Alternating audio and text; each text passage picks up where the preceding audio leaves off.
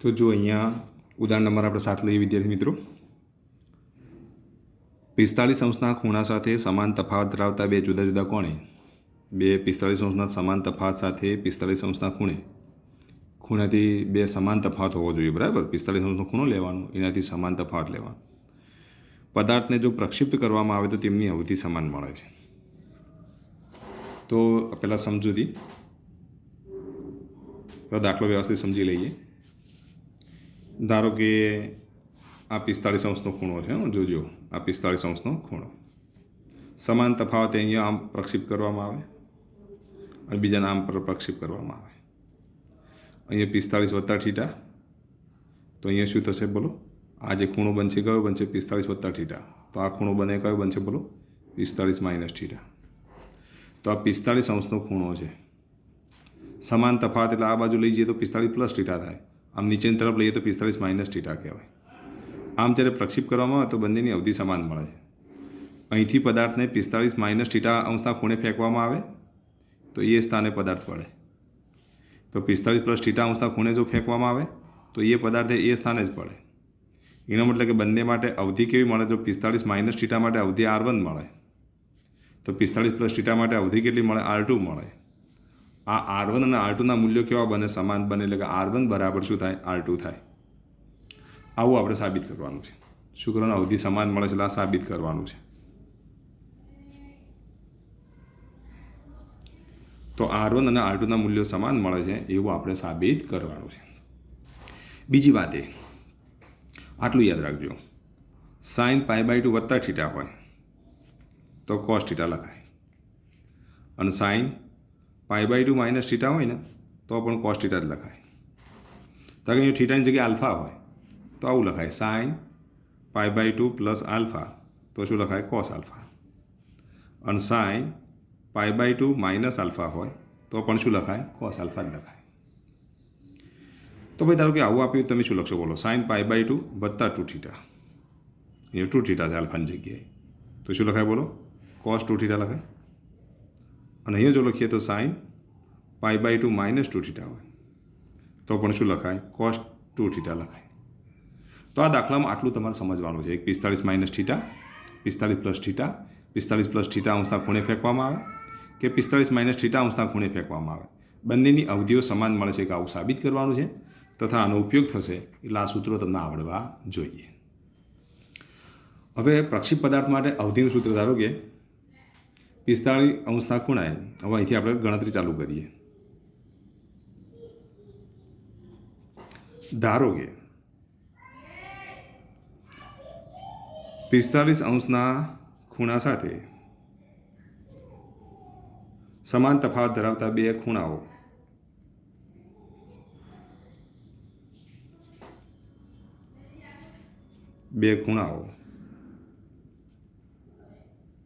એક લઈએ θ1, θ1 બરાબર શું લખીએ છીએ? 45 અંશ વત્તા થીટા, અને બીજો ખૂણો આવશે કયો? θ2, 45 અંશ માઇનસ થીટા। આવા બે ખૂણાઓ છે। હવે θ1 માટે લઈએ તો θ1 ખૂણા માટે મળતી અવધિ R1 છે। θ1 ખૂણા માટે મળતી અવધિ કેટલી છે? R1 છે। તો આપણે R1નું સૂત્ર મેળવીએ તો R1 બરાબર શું લખીશું બોલો? તો R બરાબર જો લખીએ તો અવધિનું સૂત્ર ખબર છે, V0² આપણે થિયરીમાં ભણી ચૂક્યા, V0² sin 2 theta upon G, આ સૂત્ર તમને ખબર જ છે। માટે R1 બરાબર જો લખીએ V0² અપોન G sin 2 થીટાની કિંમત મૂકી દઈએ કેટલી? તો θ1, θ1ની જગ્યાએ શું લખીશું? 45 વત્તા થીટા, તો અહીંયા આપણે લખી દઈએ V0² અપોન G sin 2, θ1ની કિંમત મૂકી દઈએ π/2, સોરી 45 એટલે અથવા તો 45 લખીએ અત્યારે, 45 વત્તા કેટલા? થીટા। હવે અહીંયા 2 થીટા છે, બરાબર, 45 વત્તા થીટા। હવે આ 2ના અંદર ગુણી કાઢીએ તો V0² અપોન G સાઇન 45 ગુણ્યા 2 એટલે 90, 2 ગુણ્યા થીટા એટલે 2 થીટા, 90 એટલે જ π/2, 90 અંશ બરાબર શું લખાય? π/2। તો 90 અંશની જગ્યાએ આપણે π/2 મૂકી દઈએ તો શું લખાય બોલો? v0² g sin π/2 વત્તા 2θ. sin π/2 વત્તા 2θ એટલે શું થશે બોલો? cos 2θ થાય કે નહીં? તો sin π/2 વત્તા 2θ એટલે શું થશે? cos 2θ. તો પછી અહીંયા આપણે લખી દઈએ r2 બરાબર v0² g. આ સૂત્ર પ્રમાણે જો લખીએ તો sin π/2 વત્તા 2θ બરાબર શું લખાય? cos 2θ. તો અહીંયા v0² g અહીંયા કેટલા થશે? cos 2θ. આના આપણે સમીકરણ નંબર 1 આપી દઈએ. શું આપી દઈએ? સમીકરણ નંબર 1. આ θ1 ખૂણા માટેની વાત થઈ. હવે θ2 ખૂણા માટે મળતી અવધિ r2 છે. હવે θ2 ખૂણા માટે મળતી અવધિ જો r2 હોય તો r બરાબર શું લખીશું? v0² g sin 2θ. હવે r2 બરાબર જો લખીએ તો r2 બરાબર જો લખીએ તો v0² g sin 2 થીટાની જગ્યાએ લખી દઈએ 45 માઇનસ θ. તો અહીંયા આપણે જો લખીએ તો v0² g sin 2 અંદર ગુણ્યા તો 45 ગુણ્યા 2 એટલે 90 માઇનસ 2θ. હવે 90 માઇનસ 2θ sin 90 માઇનસ 2θ 90 એટલે 45 કહેવાય કે સોરી π/2 કહેવાય તો π/2 માઇનસ 2θ.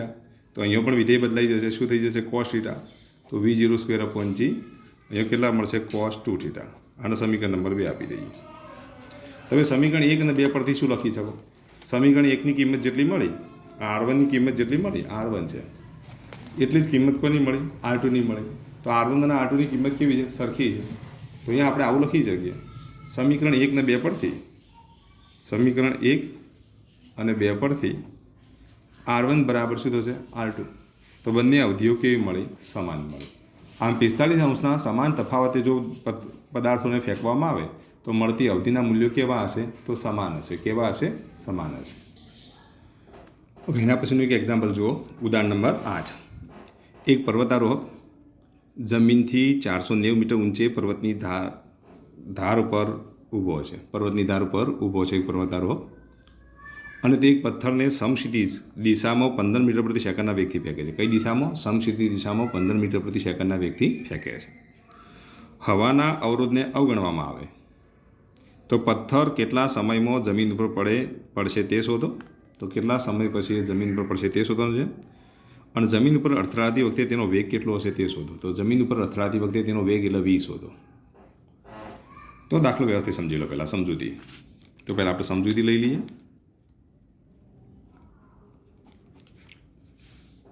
તો જો આ એક શું છે બોલો? આ એક પર્વત છે. આ AB એ પર્વત છે. જો આ A અને આ બિંદુ B.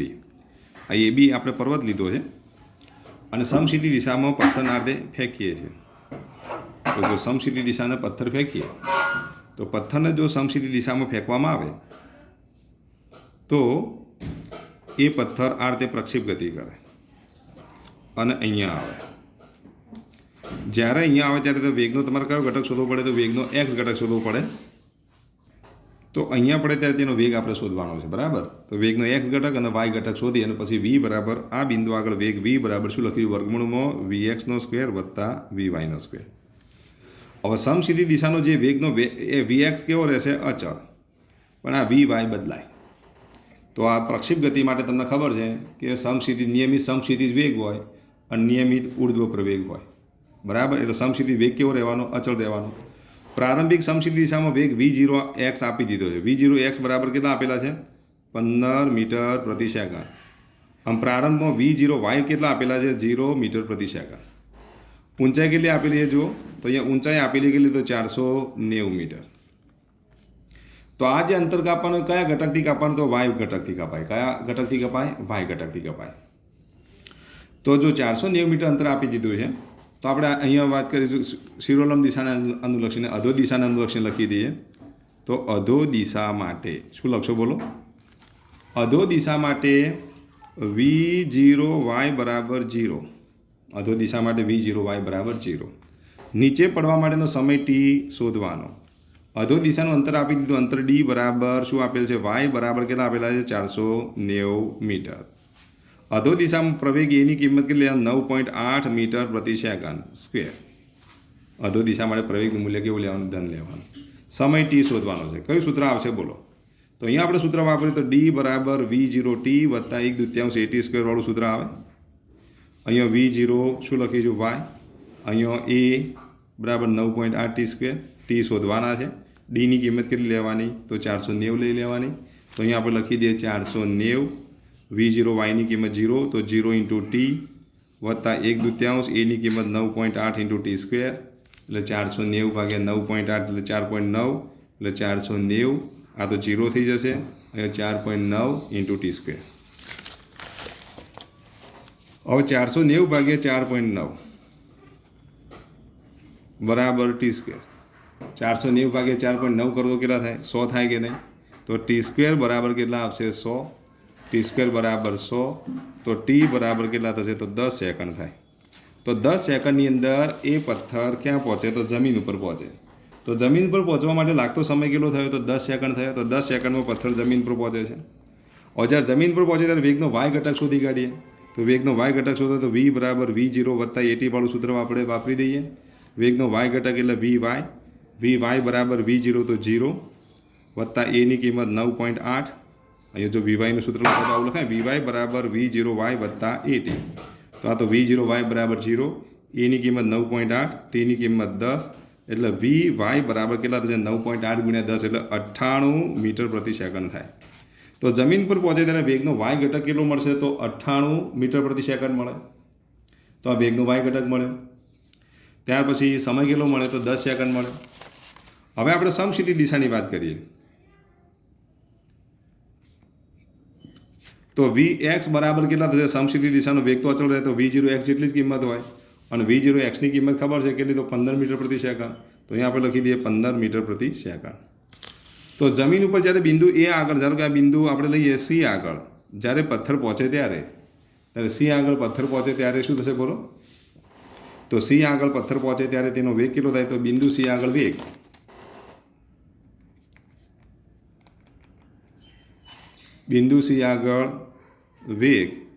V બરાબર શું લખ્યું? વર્ગમૂળમાં Vx² વત્તા Vyનો સ્ક્વેર લખાય. બંને ઘટકોના વર્ગોનો શું લેવાય? સરવાળો. તો Vxની કિંમત કેટલી છે? તો 15, તો 15નો વર્ગ. Vyની કિંમત કેટલી? તો 98, તો 98નો વર્ગ. આનું આપણે સાદરૂપ આપી દઈએ. આનું જો સાદરૂપ આપીએ તો 15નો વર્ગ તમને ખબર છે. તો 15નો વર્ગ કેટલો થાય બોલો? તો 15નો વર્ગ 225. 98નો વર્ગ કેટલો? તો 9604. આનું સાદરૂપ આપીએ તો કેટલું થાય? તો 99.14. તો એપ્રોક્સિમેટ 99.14 કેલ્ક્યુલેટરની મદદથી તમે શોધો તો આટલું મળે. એટલે લગભગ 99 મીટર પ્રતિ સેકન્ડ થાય. તો જ્યારે એ બિંદુ C આગળ પહોંચે ત્યારે તેનો વેગ કેટલો હશે? 99 મીટર પ્રતિ સેકન્ડ હશે. આનો આ જ દાખલો તમને હોમવર્કમાં આપું છું. 490 મીટર છે ને, એની જગ્યાએ આપણે કરી દઈએ કેટલા? 500 મીટર કરી દઉં ચાલો. અને આ જે છે ને 15 મીટર પ્રતિ સેકન્ડ છે એ 15 મીટર પ્રતિ સેકન્ડ જ રાખો. અને આ દાખલો તમે ફરી પાછો ગણી જોજો. 500 મીટર છે લગભગ કિંમત કેટલી આવશે તમે વિચારો. અથવા તો એક કામ કરો, 490 છે ને તો 980 કરી દઈએ. આ 980 મીટર કરી દઈએ. અને આ 15 મીટર છે એની જગ્યાએ તમે અહીંયા 20 મીટર કરી દેજો મીટર પ્રતિ સેકન્ડ. અને આ દાખલો તમારે ફરીથી ગણવાનો. હવે ઉદાહરણ નંબર 9 જોઈએ આપણે. તો સમક્ષિતિજ સાથે ત્રિસમસ્થા ખૂણે એક ક્રિકેટ બોલને 28 મીટર પ્રતિ સેકન્ડના વેગથી ફેંકવામાં આવે છે. તો બોલ માટે મહત્તમ ઊંચાઈ શોધો. ત્યાં પછી પાછા આવવા માટે બોલને લીધેલ સમય શોધો અને અવધિ શોધો. તો મહત્તમ ઊંચાઈનું સૂત્ર તમે અહીંયા જો થીટા આપી દીધા. થીટાની કિંમત કેટલી આપી છે? તો થીટા બરાબર 30 અંશ આપી દીધો છે. પ્રારંભિક વેગ V0 આપી દીધો છે 28 મીટર પ્રતિ સેકન્ડ. આટલા વેગથી ફેંકવામાં આવે છે. તો પહેલો બોલને મહત્તમ ઊંચાઈ શોધો. એટલે મહત્તમ ઊંચાઈ h શોધવાની છે. તો hનું સૂત્ર કયું આવશે? તો h બરાબર V0² sin² theta upon 2g લખાય ને. મહત્તમ ઊંચાઈનું સૂત્ર તમને ખબર હોવી જોઈએ.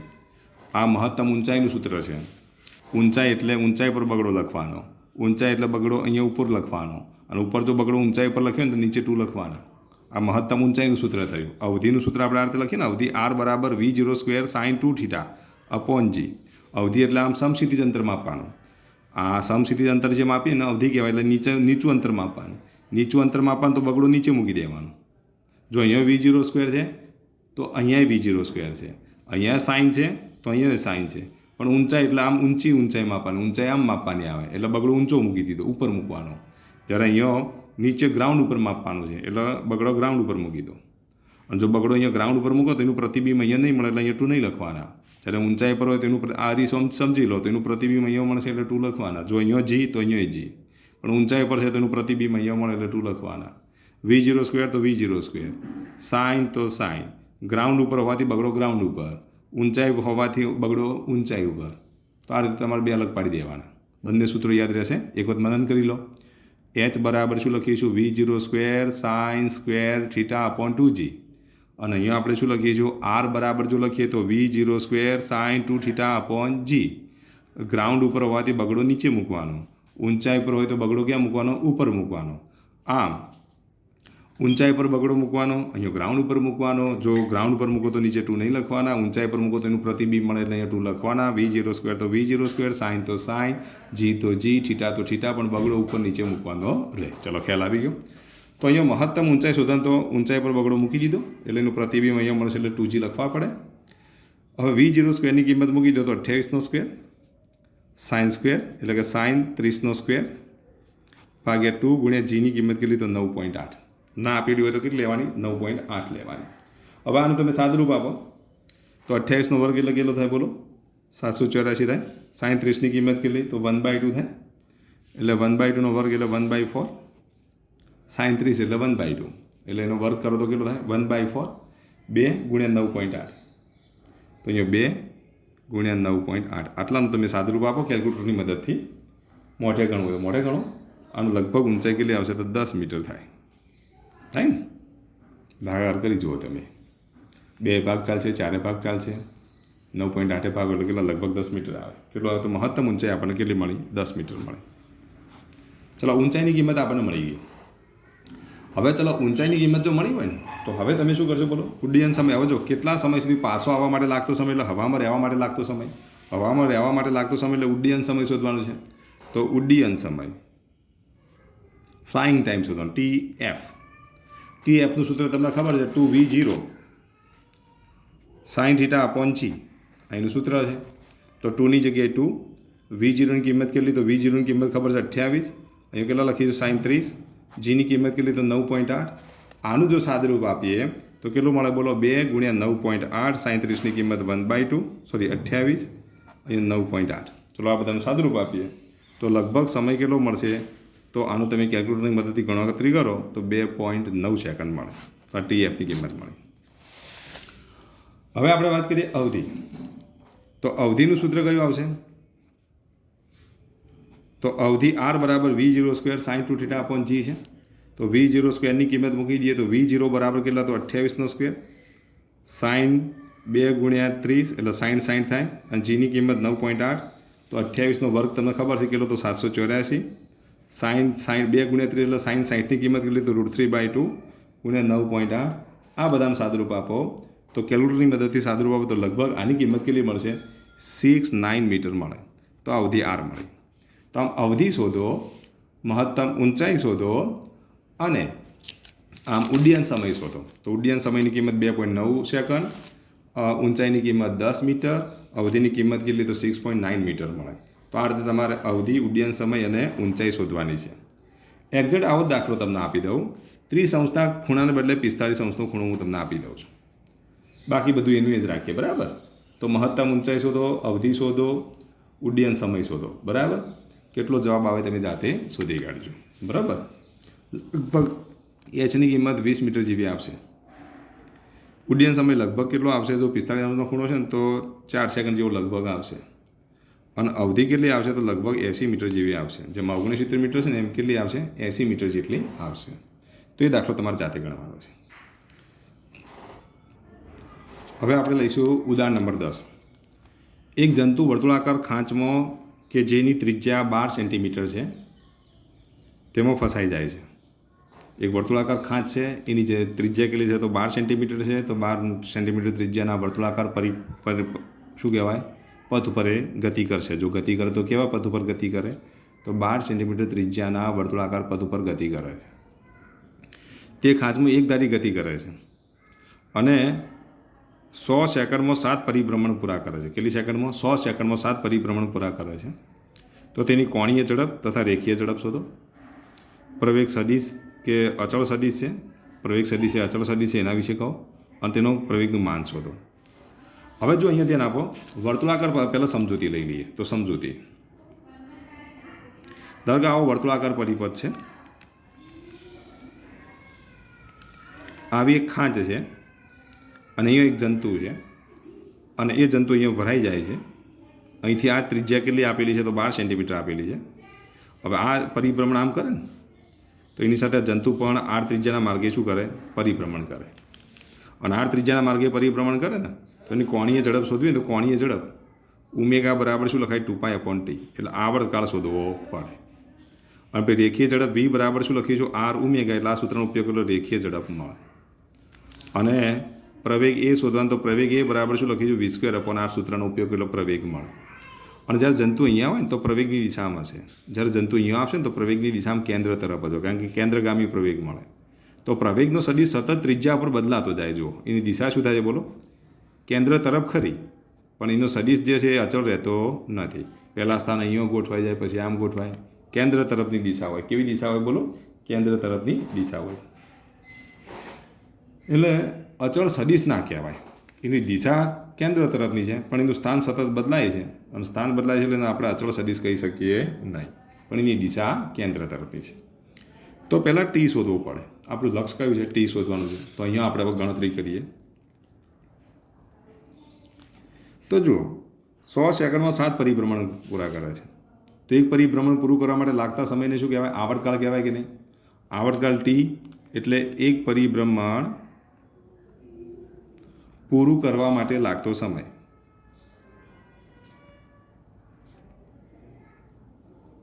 હવે એક પરિભ્રમણ પૂરું કરવા માટે લાગતા સમયને આવર્તકાળ કહેવાય.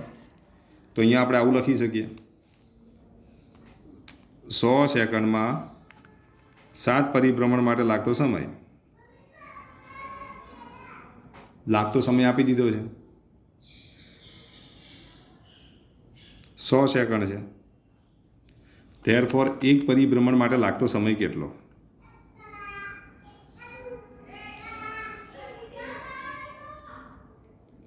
તો એક પરિભ્રમણ માટે લાગતો સમય જો લઈએ તો લાગતો સમય ટી બરાબર શું લખીશું?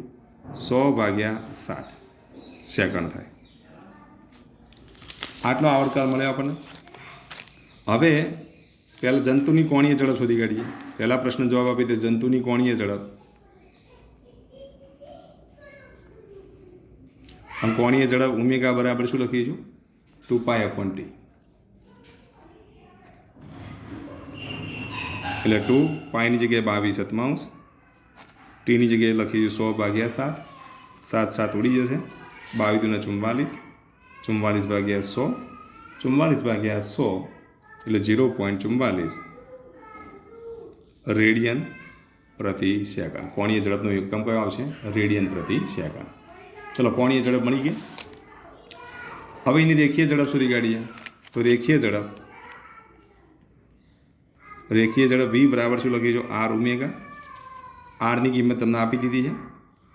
આર બરાબર કેટલા આપેલા છે? તો 12 સેન્ટીમીટર. 12 સેન્ટીમીટર 12 × 12 કેટલા લખીશું? 100. એટલે મીટરમાં ફેરવી દીધા.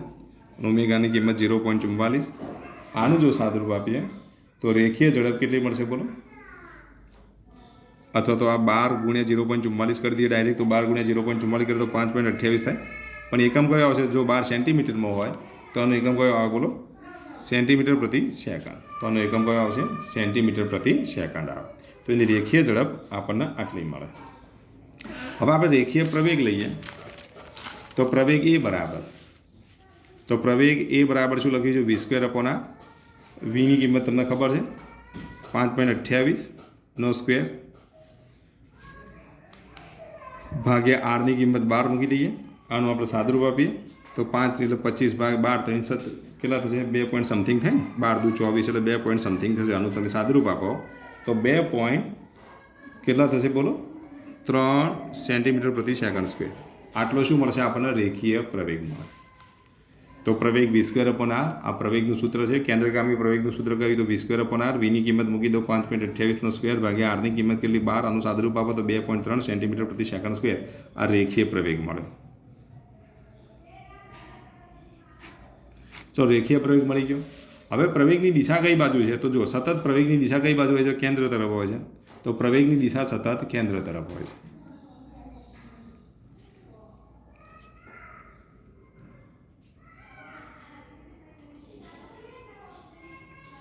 પરંતુ કણના સ્થાન સાથે પ્રવેગનું સ્થાન પણ પ્રવેગના સદિશનું સ્થાન પણ શું થાય છે? બદલાય છે. કણના એટલે કે જંતુના સ્થાન સાથે પ્રવેગનું સ્થાન પણ બદલાય છે.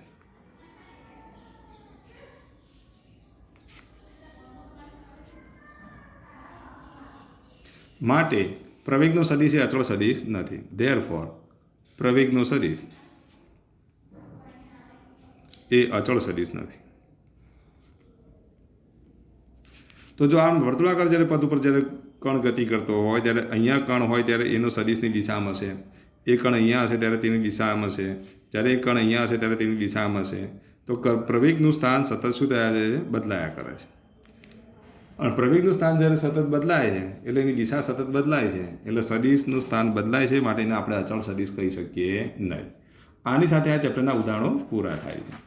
નેક્સ્ટ વિડીયોની અંદર આપણે સ્વાધ્યાયના દાખલા લઈશું. તો અહીંયા આપણે સ્ટોપ કરીએ છીએ. આટલું તમારે તૈયાર કરી દેવાનું. અંદર જો એક્સ્ટ્રા દાખલો તમને આપી દઉં તો એક્સ્ટ્રા દાખલાની અંદર એક કામ કરજો. શું કરીશું બોલો? એટલે આટલો ફેરફાર કરી દઈએ. 100 સેકન્ડમાં 5 પરિભ્રમણ, બાકી બધું એનું 100 સેકન્ડમાં 5 પરિભ્રમણ થાય છે તો બાકીની ભૌતિક રાશિઓ તમારે શોધી કાઢવાની. આવો એક એક્સ્ટ્રા દાખલો હું તમને આપું છું.